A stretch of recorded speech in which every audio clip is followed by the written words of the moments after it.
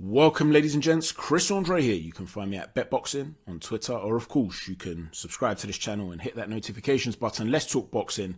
Let's talk Anthony Joshua. AJ has been gallivanting around the United States, going from gym to gym, sparking rumors that he is auditioning a whole bunch of trainers for a potential career move. This will be music to the ears of many Anthony Joshua fans.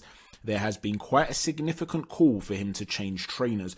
What we're going to do here is talk about the variety of gyms that he's visited and the potential trainers that he might be considering, and what would be a good idea, what could potentially work, and what might not be the best of ideas. And then I'm going to ask your opinions. First and foremost, he's been spotted in LA, and the lovely Karma Serene cracked me up on Twitter, right? She was basically saying they've had him in the US for a week, and they've already managed to get him to be involved in gang affiliations. For those of you that might not know, you have, of course, the Bloods and the Crips, and the Bloods wear reds and the Crips wear blue.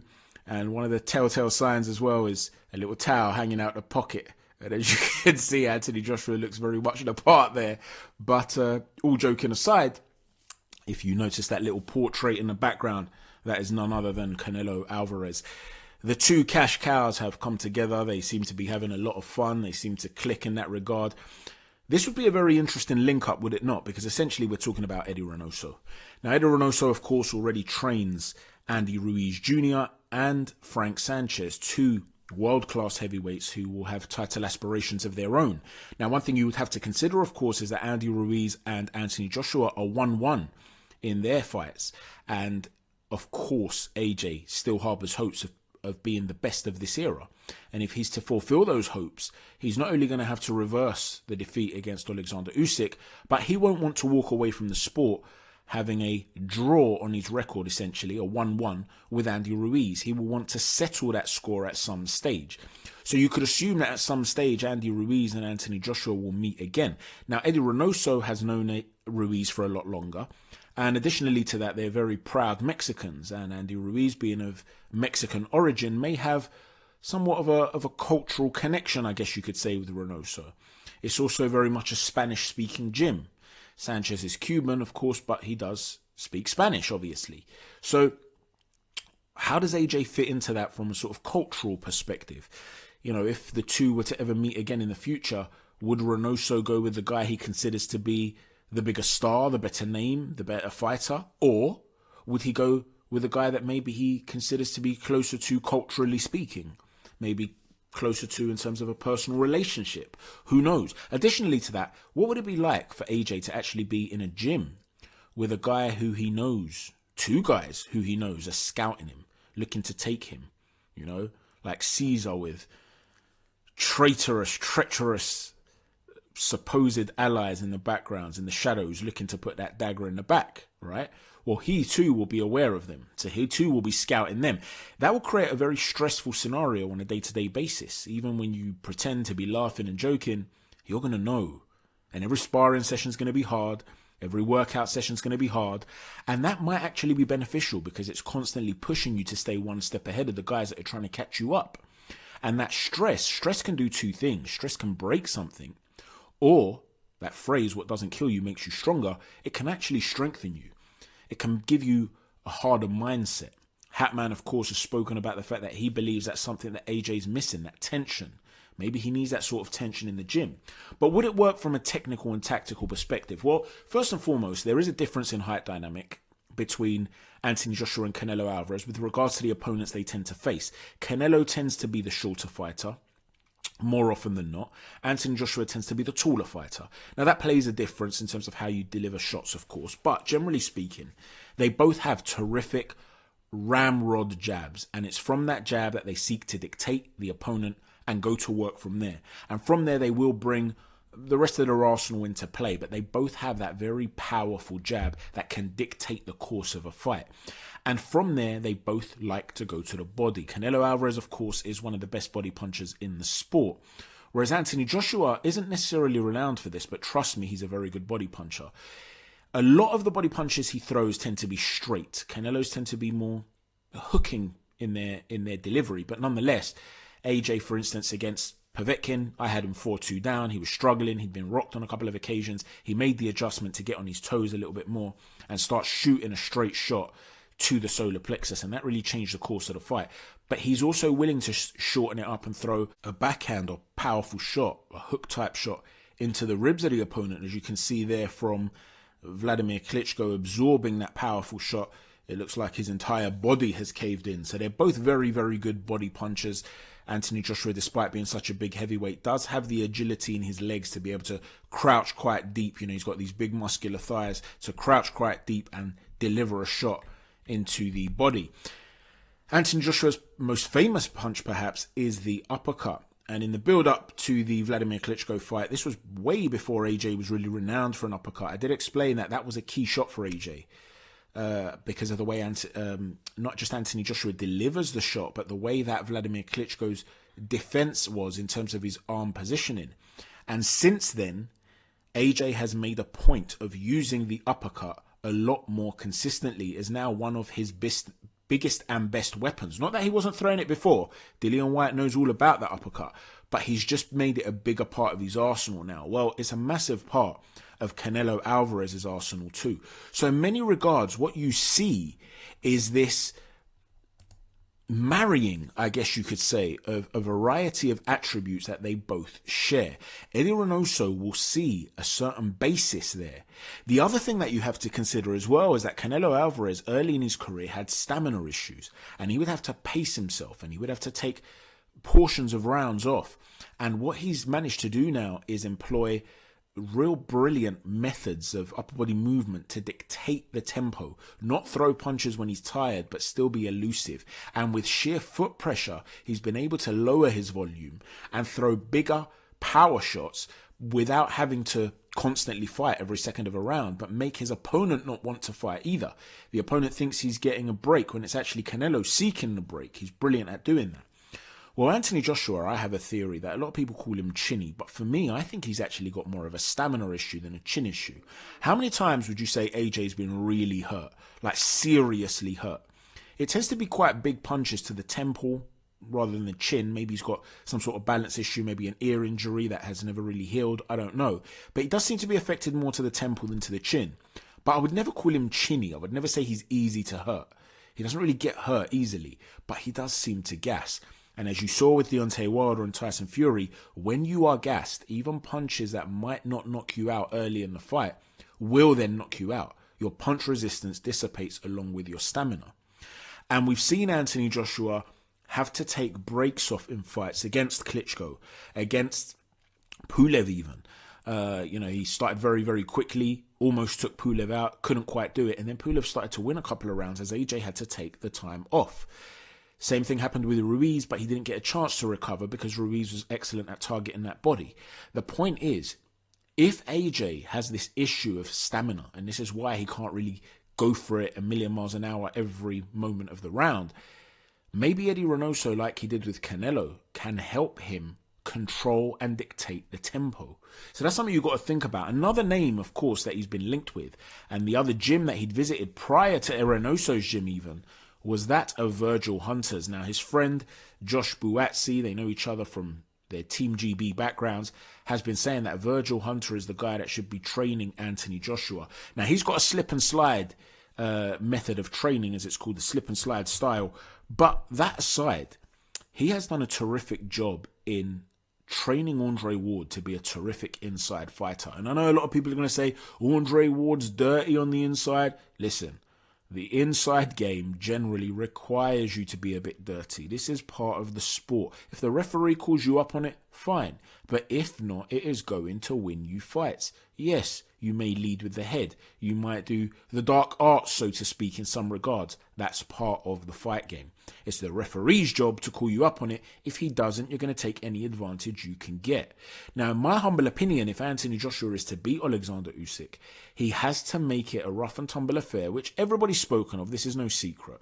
Where I disagree with the majority of people, though, is that they seem to think that this is just easy. Walk over there, put your hands on him, take him out. If Anthony Joshua attempts to really up the tempo because of that stamina issue, I believe he'll also increase his chances of getting knocked out. So yes, I believe it's the right thing to do to try and manhandle Usyk and break his construct, which is not easy against a guy who moves so well. To pin him down, to be able to lean on him, is a major task. Nonetheless, he's got to work on cutting off the ring and doing that. But don't for 1 minute think that trying to fight a high tempo and like a big man is not going to take its toll on the stamina reserves of AJ. In which case, while it might increase his chances of winning, it will give him more hope of winning, it will also increase his chances of getting knocked out, right? But Virgil Hunter is terrific at developing a fighter's inside game. So that might be something that Anthony Joshua does want to consider. Now, we have to also mention Robert McCracken, because Carl Froch has come out in an interview and he said, listen, what he actually needs to do is strip away all the additions he's had on, all the add-ons, all this idea of, yeah, let me bring in new trainers, get rid of them all. Get back to basics with Robert McCracken. Be a big man, fight like a big man. The most success you ever had, Carl Froch said, was when you were with Robert McCracken, just the two of you, and you were fighting in that more basic fashion, rather than trying to bring in fluidity or additional skills. Fight like a hard nut. Put the nut in if you have to, he said. But stay with Robert McCracken. Now, it's important to note that Carl Froch, one of the legends of British boxing, was under the tutelage of Robert McCracken. He's very close to McCracken. So you have to take that potential bias into consideration. McCracken and Froch are friends, so he's bound to back his mate. But there have also been a whole host of top fighters that have been with some very renowned trainers, and they haven't rated them. They haven't liked them. They've moved on.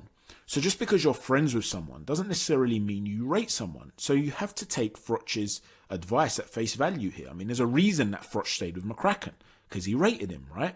You look at someone like Paulie Malignaggi, he often speaks very lowly of Buddy McGirt. Now, other people will tell you Buddy McGirt's a terrific trainer. Paulie didn't rate him. So the point is, who you work with and why you work with them isn't just about personal relationships. There has to be success there. So Carl Froch, no doubt, believes in Robert McCracken as a trainer. So what do you think about that? Is it possible that Anthony Joshua, since trying to become this more fluid guy, since trying to bring about Angel Fernandez and so on and so forth, has this made him worse? Now, it is possible that what happens is when you try to bring in additional concepts that don't suit you, and you try to become a fighter that is different to what you should be, that, you know, you're trying to break the mold of what you can be to emulate someone else, that you're actually doing yourself a disservice. Now, in terms of skill set, AJ has certainly grown. But, like I said, I believe he has stamina issues.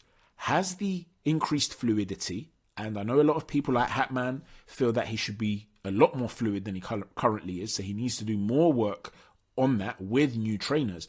But is it possible, and I'm not saying this is the case, I'm just putting it out there, that because fluidity requires more movement, it's less energy efficient, and because he has stamina issues, it's not conducive to a man of his type of build. He's not got the widest frame, Anthony Joshua, but he's very muscular. So has he built himself up? And I know he's dropped muscle a lot in recent years, but nonetheless, has he built up a body which is no longer conducive to that sort of movement? And he's more about power, blood, guts and thunder, so to speak, rather than trying to be fluid. If so, do you agree with Carl Froch that McCracken should go back to basics with AJ and it should just be the two of them? I don't know. Let me know what you think. Well, today there are rumours that he's in Houston, and there's another guy, of course, that you need to consider, and that's Ronnie Shields. Ronnie Shields, of course, he's really trained a who's who in the sport. We're talking the likes of Evander Holyfield and David Chua, Pernell Whitaker and Vernon Forrest, Toro Gatti, Juan Diaz, Jamal Charlo, Erislandy Lara, Guillermo Rigondeaux, more recently F.A. Ajagba, Artur Szpilka, Chris Arreola, Thomas Adamek. So he's worked with a whole bunch of guys, heavyweights included, but guys with different styles and different approaches. So Ronnie Shields has a very wide sort of base of knowledge. And rather than having one specific style that he tries to make all fighters fit into, he may very well look at AJ and say, right, I'm going to tailor make an approach for AJ. You know, you remind me of X fighter or Y fighter, and he had this particular limitation, and he had this strength, and this is what worked for him, and this is what didn't work for him. So now I'm going to apply it to Anthony Joshua. So that might be the way to go. Another one that has been spoken about by a lot of people, but he hasn't visited that gym, so he doesn't make the list, so to speak, is Jonathan Banks. And the reason people bring it up is, of course, because Jonathan Banks worked with Wladimir Klitschko, and there are many similarities that can be drawn in the style and physique of Wladimir Klitschko and Anthony Joshua. So the idea is, look, if he was able to have some success with Vlad, why wouldn't he have some success with AJ? Well, I'm going to go one further, and I'm going to suggest Wladimir Klitschko himself. Vlad stays active. He likes being in the gym, right? He enjoys it. Now, there's been all these rumors of a comeback and him waiting to become the oldest ever heavyweight to make a comeback. They're just rumors. Let's say, for argument's sake, Wladimir is not seeking to come back, but he still loves the game and he still wants to stay fit. Well, didn't Apollo Creed train Rocky Balboa? But listen, all joking aside, if you look at Wladimir Klitschko early in his career, he was a little bit more stiff and robotic than he was towards the end of his career. Towards the end of his career, you had a very fluid, moving, massive heavyweight. Brilliant on his toes, a lot of upper body movement. One of the reasons David Haye, a fast-footed, power-punching, cruiserweight come heavyweight, couldn't get close to Wladimir is because of the speed of that step back. Yes, he used some fantastic arm positioning as well, raising his arms, pivoting off to the side as Haye would try to jump in with that big haymaking right hand. But nonetheless, it was his speed of retreat that enabled him to control that distance consistently against Haye. Now, I have no doubt that Wladimir Klitschko will know a thing or two that he can show Anthony Joshua. And similarly, mentally, there's an element of them that remind me of each other. They're both intellectual. They're both deep thinkers. You can tell that Anthony Joshua is a thinker. Anthony Joshua is very inquisitive and he seeks to learn and he likes to study the fighters of the past. Well, if he's got a great of the past there guiding him, that could really help AJ. And AJ loves to play chess, so does Wladimir Klitschko. In other words, the point I'm making here is that I can imagine them really clicking on an emotional and personality basis too. And because Wladimir has also had doubts in the past, his own psychological doubts that he had to overcome, I believe maybe a lot of that resonates with Anthony Joshua. Anthony Joshua may have a few demons and a few doubts here and there. Wladimir might know how to guide him. So that might be a route he wants to go down. Let me know what you think. Do you agree with Carl Froch and he should just strip everything back and stay with Robert McCracken and do what he does best? Forget the fluidity, forget trying to be a boxer, be the big man. Be the guy that brought you your best performances and your most success. Or do you believe that he should be seeking to constantly improve and grow and look to the likes of Wladimir Klitschko, look to the likes of Lennox Lewis and Vitaly Klitschko, big heavyweights that sought to be as fluid as they could possibly be? And if so, which trainer best suits him from the gyms that he's visited in the United States? Let me know what you think, everyone. Thanks for watching. Chat to you soon. Take care and God bless.